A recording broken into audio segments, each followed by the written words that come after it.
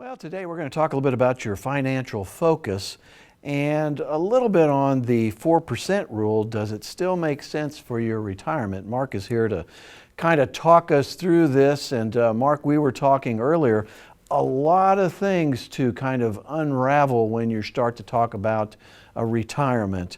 So let's talk about what this 4% rule is. Yeah, so think of this as a guideline or a rule of thumb. It doesn't have to be down to the last penny here, but a withdrawal from your retirement assets of about 4%, if you're 65 or so, should allow you to continue to have that paycheck and some pay raises throughout your lifetime, up to, age 90 or 92 or something like that. So it doesn't mean you should take 4% out if you don't need it.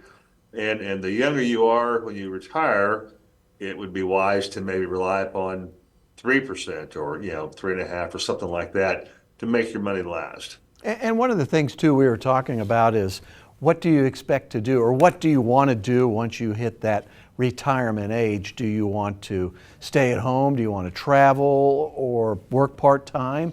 I mean, that all has to come into play as well. Big impact, and we have planning tools that help us digest that information to help someone visualize what retirement income can be like.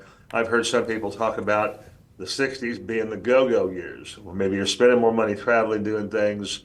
The 70s are the slow-go years, and the 80s are your no-go years. Now, that may not be for everyone, but if you're going to spend more money early on in your retirement, then maybe you want to plan on drawing less, in those later years, and you may not need as much anyway if you're not doing as many things, away from home, and if you're, it depends on everyone's own situation, really. Right. And a lot of people are concerned about, well, is there going to be inflation? What should we plan for if that does happen? Yeah, so we advise, if you need the income, start with that 4%, let's say, and bump that up 2.5%, 3% a year to account for what has been our inflation rate on average the last 25 years or so.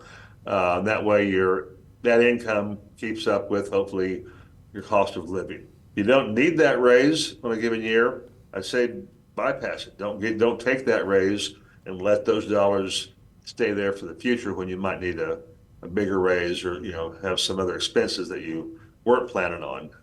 But you can account for some inflation by starting off low enough, 3.5%, 4%, and continue to draw your paycheck. So great advice, Mark. How do they get a hold of you? Yeah, so the best, easiest way is to go to edwardjones.com, punch in St. Joseph or your zip code, wherever that might be, and it will tell you advisors in your area that you can reach out to and have a conversation with. All right. Thank you very much, Mark. Thank you. All right. Stay with us. We're going to be right back.